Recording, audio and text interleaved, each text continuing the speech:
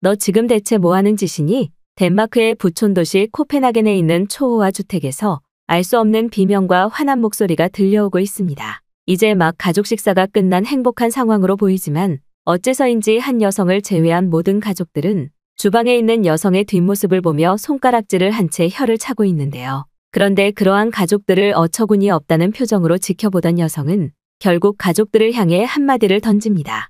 여성의 말을 들은 부모와 형제들은 도저히 믿을 수 없다는 표정을 지으며 서로의 얼굴을 바라본 채 갑자기 식은땀을 흘리기 시작하는데요. 도대체 이 가족들에게는 무슨 일이 있었던 것일까요? 안녕하세요. 저는 덴마크의 수도 코펜하겐에 살고 있는 그레테 소피라고 합니다. 저희 가족은 2명의 딸과 1명의 아들 그리고 사랑스러운 남편이 있는 요즘 사회에서는 보기 드문 꽤 대가족 구성원인데요. 결혼하기 전 너무 가난해서 자식을 낳는다는 것은 상상조차 하지 못했던 저였지만 지금의 남편과 만난 후 주방용품을 판매하는 인터넷 쇼핑몰이 대박이 나게 되면서 지금의 경제적인 여유를 가질 수 있었고 저와 남편이 그렇게나 꿈에 그리던 자식들이 많은 가정적인 대가족을 꾸릴 수 있었습니다. 하지만 이렇게나 평화롭기만 할 것 같던 저희 인생에 꽤 큰 문제가 생기게 되었는데요. 결혼하고 난 직후 2명의 딸과 1명의 아들을 동시에 키우는 것은 초보엄마 그리고 남편인 저희 부부에게는 너무나 힘든 일이었습니다. 물론 돈을 주고 직원들을 고용해 저희 부부가 일을 하는 동안 잠시 아이들을 봐달라는 고용을 할 수도 있었으나 자식들은 부모의 손으로 키워야 한다는 저의 신념 아래 저와 남편은 단 한 번도 아이들의 곁을 떠난 적이 없는데요. 사업이 어느 정도 궤도에 오르고 난 후 저와 남편은 교대로 사무실에서 근무하며 아이들을 돌보게 되었고 어느 정도 저희 부부가 계획한 대로 아이들은 올바른 경제관념도 가지고 교육도 받으면서 점차 자신들의 꿈을 향해 자라나는 아이들이 되었습니다. 물론 딱 1명만 빼놓고 말이죠. 저의 마지막 막내딸이었던 로라는 어렸을 때부터 저와 남편의 말은 완전히 무시하고 자기 하고 싶은 대로 하던 고집이 센 딸이었습니다. 집안에 돈이 많다고 모든 것을 다 퍼주거나 목적성 없이 키운 적은 단 한 번도 없었던 저와 남편이었지만 어째서인지 로라는 시간이 지날수록 다른 형제들과는 전혀 다른 말도 안 듣고 말썽을 많이 부리는 아이로 변해가게 되었어요. 매일 저와 남편에게 거액의 용돈을 달라고 고집을 부리는 것도 모자라 기초학교에 입학한 이제 막 10살의 나이에도 집에 들어오지 않는 시간이 더 길어지게 되었을 정도였기 때문에 저와 남편은 로라 때문에 너무나 고생을 많이 하게 되었습니다. 특히 로라는 하나의 일에 집중을 전혀 하지 못했고 공부라고는 치를 떨던 아이였죠. 그 중에서도 제일 심각한 문제는 바로 자기 주변 정리를 전혀 못하고 씻지조차 않는다는 것이었습니다. 로라가 혼자서 쓰고 있던 방은 정말 사람이 생활하는 방이 맞나 싶을 정도로 더러운 것을 뛰어넘어 발 디딜 틈조차 없는 심각한 상태가 매일 유지되었고 로라는 밖으로 나가지 않으면 일주일이 넘도록 씻지 않는 경우도 많아 저와 남편은 화가 머리끝까지 나는 경우가 많았어요. 덴마크에 있는 유명한 심리 상담가들과 아동 상담사들에게 도움을 요청해 보기도 했지만 로라는 의사들과 상담을 시작하면 단 한마디도 하지 않고 그저 책상에 엎드려 잠을 자버렸기 때문에 아무런 방법조차 찾을 수 없었죠. 특히 로라는 물을 너무나 싫어했는데 심지어 마시는 물까지 싫어해서 항상 로라와 식사를 할 때에는 물을 식탁 위에 올릴 수도 없는 황당한 문제까지 있을 정도였습니다. 그야말로 저희 부부로서 로라는 골칫거리 그 자체였고 막내딸이기는 하지만 심각한 문제 하나 다름없었습니다. 그러던 어느 날 저희 가족이 살고 있던 주택 옆으로 한 한국인 대가족이 이사를 오게 되었어요. 그들 또한 저희 가족처럼 자식들이 많은 대가족 구성원이었기에 저와 남편은 그 한국인 부부와 급속도로 친해질 수 있었죠.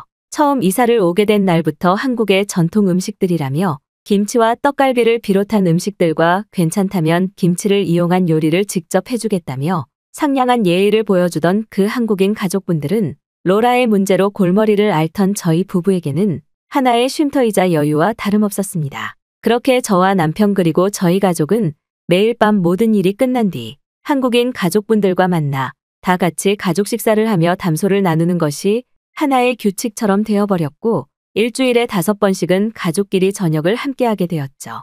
그 한국인 가족분들에게도 저희 막내딸인 로라와 똑같은 나이의 한국인 소녀가 있었는데 로라는 지연이라는 이름을 가진 그 한국인 가족분들의 막내딸과는 정상적으로 대화도 하고 재미있게 노는 모습을 보여주었고 저와 남편은 그러한 모습을 보면서 로라도 자신이 좋아하는 사람과 있으면 정상적인 모습을 보여주는구나라고 생각할 정도로 로라는 지연이를 만나고 조금씩 무언가 변화되어 갔습니다. 그러던 어느 날 로라와 저희 가족에게는 하나의 큰 사고가 발생하고 말았는데요. 이제 막 10대 중반의 나이였던 로라가 갑자기 저와 남편에게 자신은 한국에서 살아가고 싶으니 1개월 뒤에 당장 한국으로 가겠다는 헛소리를 하기 시작했기 때문이죠. 처음에는 로라가 갑자기 왜 이런 말을 하는지 전혀 이해하지 못했으나 한국인 가족분들과의 저녁 식사 시간에서 이유를 찾을 수 있었습니다. 저희 옆집으로 이사를 온 지 1년 정도 밖에 되지 않았던 한국인 가족분들은 한국에서의 사업 때문에 약 10년 정도 한국에 다시 돌아가야 될 것 같다면서 아마 오늘이 저희와의 마지막 저녁 식사라는 말을 건넸기 때문이죠. 한국인 가족분들도 로라의 말을 들었는지 로라가 자신들과 함께 한국으로 가고 싶다는 고집을 부리고 있는데 어떻게 생각하냐는 질문을 하더군요. 기초학교조차 제대로 졸업하지 못한 어린 나이의 로라였기에 저와 남편은 머리를 감싸쥔 채 로라가 대체 왜 이런 무리한 요구를 하는 것인지 절망에 휩싸였고 무엇 하나 부족함 없이 키워줬는데 왜 저럴까라는 억울한 눈물까지 날 정도였습니다. 그런데 저희 부부의 모습을 보던 한국인 부부분들은 로라가 어느 정도 정신과 육체에 다른 또래 아이들과는 조금 부족한 증상이 있는 것을 자신들도 인지하고 있다면서 자신들을 믿기는 힘들겠지만 저희 부부의 허락만 있다면 한국에서 로라와 같은 집에서 지내며 아이의 행동을 조금 고쳐보겠다는 놀라운 제안을 해주시더군요. 처음에는 도저히 안 될 것 같다고 생각했지만 곰곰이 생각해보니 한국인 친구 그리고 한국인 가족분들과 지낼 때에는 정상적인 모습을 보여주던 로라의 모습이 떠올랐고 저는 조금 고민하다가 일주일에 한두 번 정도는 로라가 잘 지내고 있는지 영상통화나 사진을 보내주면 좋겠다는 제안 아래 저는 로라를 그 한국인 가족분들과 함께 한국으로 보내주게 되었습니다. 살면서 단 한 번도 자신이 무언가를 하고 싶다고 말을 해본 적이 없던 로라였기에 저는 그저 로라가 하고 싶다고 하는 것을 막고 싶지 않을 뿐이었고 약 1년 동안 지켜본 한국인 부부분들은 제가 지금까지 만난 그 어떤 가족들보다 현명한 가족이었기 때문에 가능했던 선택이었죠.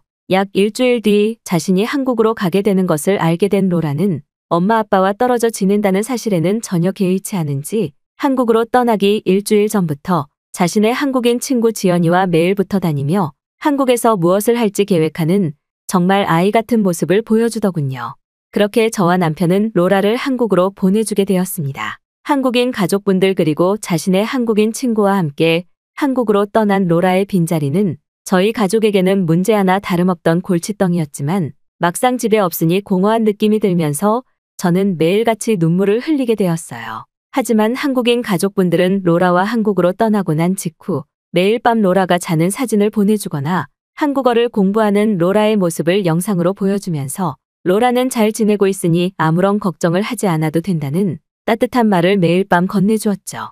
대학교를 입학할 때까지 한국에서 지내기로 한 로라는 어째서인지 한국의 생활이 잘 맞는지 무려 10년이 넘는 시간을 한국에서 보내게 되었습니다. 로라가 한국으로 떠나고 난 직후 약 1년 동안은 매일 밤 한국인 가족분들에게 로라의 상황에 대해 사진과 영상으로 전달받았으나 1년 정도 신뢰의 시간이 흐르고 난 뒤에는 그저 로라에게 무슨 일이 있을 때에만 사진을 보내달라고 제가 먼저 말씀을 드렸고 한국인 가족분들도 흔쾌히 저희 부탁을 들어주시더군요. 처음에는 막내딸이 없다는 빈자리에 저와 남편은 일조차 제대로 하지 못한 채 불안한 모습을 보이기 일쑤였지만 로라가 한국으로 떠나고 약 3년째부터는 아무런 걱정 없이 편안한 마음으로 일할 수 있었습니다. 시간이 약인 것인지 저와 남편은 로라가 한국에서 10년을 지낼 동안 단 한 번도 찾아가지 않았고 중간중간 로라가 보고 싶던 순간도 있었으나 오직 로라가 한국에서 행복하게 지내기를 바라는 마음에 굳이 찾아가지는 않았죠. 하지만 그렇게나 평화롭던 어느 날 저와 남편이 꽤 규모를 키워오던 주방용품 사업은 약 일주일 만에 전부 주저앉게 되었습니다. 주방용품 사업을 하던 저와 남편의 쇼핑몰은 덴마크에서 꽤 큰 규모에 속해 안정적인 상황이기는 했지만 하루아침에 발생해버린 경제적 문제 때문에 모든 물류가 정지해버리면서 하루아침에 엄청난 빚더미가 생겨버렸기 때문이죠.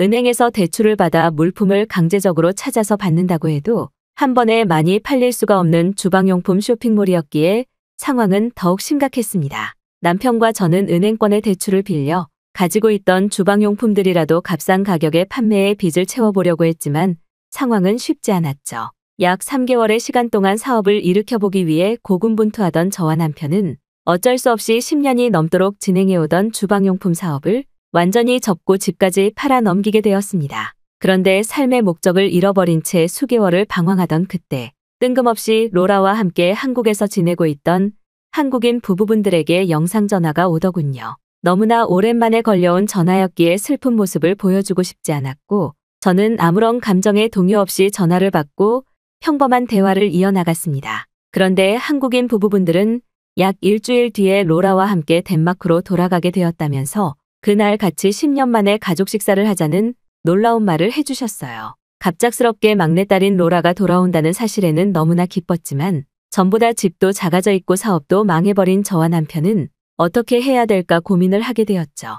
어쩔 수 없이 급작스럽게 이사를 가게 되었다는 말로 새로운 주소를 알려준 저와 남편은 그날 이후 막내딸인 로라가 돌아오기만을 손꼽아 기다리게 되었습니다. 큰딸과 둘째 아들도 덴마크에서 지내고 있기는 했지만 이미 집을 나가서 자신들끼리 독립을 한 지 오래된 시간이었기에 저는 자식들이 너무나 그립더군요. 그렇게 약 일주일 뒤 로라는 전과는 아주 달라진 어엿하고 당당한 멋진 여성의 모습을 하고 저와 남편의 앞에 나타나게 되었습니다. 10년 전에는 그저 말도 안 듣고 어딘가 문제아 같던 모습의 로라였지만 한국에서 무슨 일이 있었는지 몰라도 표정도 많이 편안해지고 키도 엄청나게 커 있더군요. 곧바로 저와 로라 그리고 10년 만에 만난 한국인 부부분들은 저녁 식사를 하게 되었습니다. 식사를 하던 중 저와 남편은 막내딸 로라에게 사업이 어렵게 돼서 상황이 좋지는 않지만 다시 살아날 계획을 세워보고 있다면서 씁쓸한 말을 건네게 되었죠. 로라는 꽤 놀라는 표정을 짓기는 했었지만 무언가 생각에 빠진 듯 조용히 밥을 먹더군요. 그런데 모든 식사가 끝나고 과일을 먹으려던 순간 로라가 보이지 않았습니다. 평소 같으면 소파에 앉아 편하게 과일을 기다리고 있을 시간이었기에 저는 로라를 찾아다니기 시작했고 이윽고 주방에서 무언가를 하고 있는 로라를 발견하게 되었습니다. 달그락거리는 소리와 함께 손에 무언가를 착용하고 있던 로라의 모습과 저는 정말 처음 보는 이상한 물건에 너무나 놀라서 로라에게 소리를 지르게 되었고 인기척을 느낀 로라는 빨간색 고무장갑에 거품이 묻은 채로 저를 돌아보더군요. 로라는 자신이 설거지를 하고 있다면서 무슨 문제가 있냐는 평범한 표정을 짓고 있었지만 저는 너무 당황할 수밖에 없었습니다. 지금까지 저는 단 한 번도 접시나 식기류들을 거품을 통해서 닦아본 적이 있지도 않았고 그저 주방용 티슈로만 모든 것을 정리해왔기 때문이죠.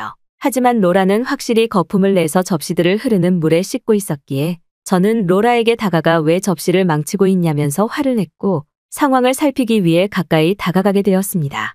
그런데 가까이 다가가서 본 접시들은 제가 지금껏 티슈로만 닦던 것보다 더 깨끗해져 있더군요. 이해할 수 없는 상황에 대체 이게 뭐니라면서 저는 화를 내기 시작했지만 로라는 한국에서는 접시들을 흐르는 물에 거품을 내서 씻고 마지막은 자연 건조하는 것이 올바른 씻기의 세척 방법이라며 한국을 제외한 대부분의 나라들은 접시도 제대로 씻지 않는 비위생적인 문제를 가지고 있다면서 자신이 한국에서 배워온 설거지에 대해 설명을 해주기 시작했습니다. 로라는 자신이 한국에서 직접 설거지를 하기 위해 고무장갑도 가져왔다면서 빨간색의 장갑을 낀 손을 저에게 들어서 보여주었고 저는 그 순간 하나의 생각이 머리를 스쳐가더군요. 덴마크에서는 접시에 묻은 음식물들이 잘 떨어지지 않으면 그때 새로 접시를 사거나 그것을 칼로 긁어내는 것이 하나의 방법이었는데 로라가 하는 한국의 방법처럼 물에 거품을 내서 식기를 씻으면 더는 그럴 일이 없어 보이더군요. 사람의 몸을 씻는 것과 똑같은 이치인데 이렇게나 간단한 걸 왜 하지 않았을까라는 생각에 저는 로라가 가져온 한국의 빨간 고무장갑과 설거지용 세제 그리고 스펀지 같은 것들을 수입해서 덴마크에 팔아야겠다는 생각에 이르렀습니다. 아무래도 시간이 지나면서 위생적인 관념이 더 올라가게 되었기 때문에 대부분의 사람들이 설거지라는 것을 모르는 덴마크에서는 확실한 사업 아이템으로 보였죠. 저와 남편은 로라에게 한국식 설거지를 하는 순차적인 방법과 필요한 물품들을 적어달라고 했고 곧바로 아주 작은 사업 자금으로 해당 물건들을 한국에서 조금씩 수입하기 시작했습니다.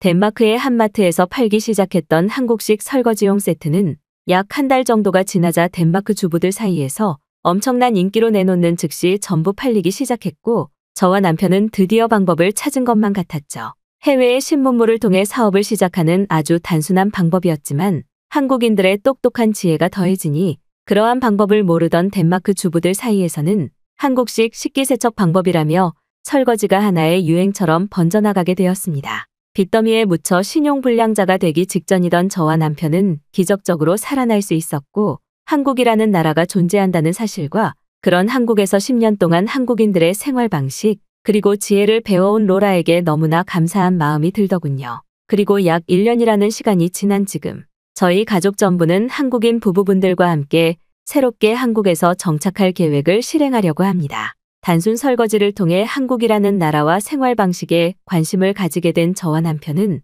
한국이라는 나라를 알게 되면 알게 될수록 이렇게 편리하고 깨끗한 나라가 있었다는 것에 놀랄 수밖에 없었고 덴마크라는 좁은 우물에서 벗어나 한국에서 또 다른 인생을 살아가기 위해 도전해 보려고 합니다. 약 10년 전 고집불통이었던 로라를 한국에 보내지 않았다면 이 모든 것은 일어나지 않았을 일이기에 저와 남편은 오늘도 한국이라는 나라가 존재하는 것에 감사함을 느끼고 있어요.